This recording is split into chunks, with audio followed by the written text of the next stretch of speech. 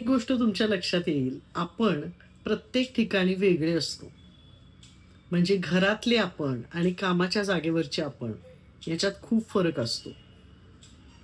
आपल्या मित्र-मैत्रिणींबरोबर, आपल्या भावंडांबरोबर, आपल्या नातेवाईकांबरोबर, माहेरच्या आणि सासरच्या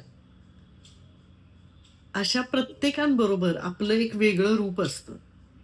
जसे आपण घरात आहोत, तसंच ते आपलं रूप आपल्या कामाच्या जागी माहीत नसतं.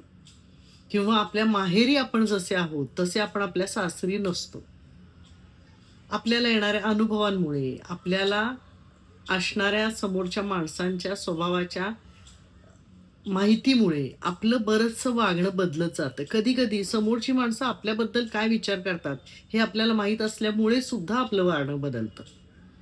बरेच वेळा आपण घरात कडक असतो, बाहेर अगदी जॉली असतो. मुलं म्हणतात सुद्धा, "तुम्हाला माहीत नाही आमची मम्मी कशी आहे." म्हणजे आपण वाईट नसतो, पण तिथे तशी गरज असते म्हणून आपण तिथे तसे वागतो. खूप कमी लोकं असतात, की जी सगळीकडे सहज त्याच रूपात वावरतात.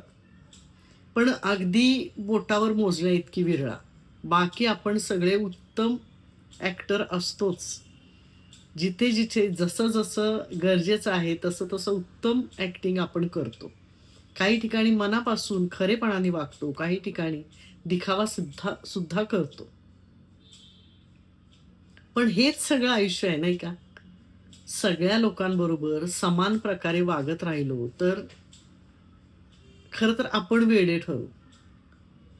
समोरचा माणूस कसा आहे, त्याप्रमाणे जसं-जसं आपलं वागणं बदलत जातं, बोलणं बदलत जातं आणि खरं तर आपल्याला मॅच्युरिटी सुद्धा तेव्हाच येते. कारण मग आपण माणसं ओळखायला शिकतो.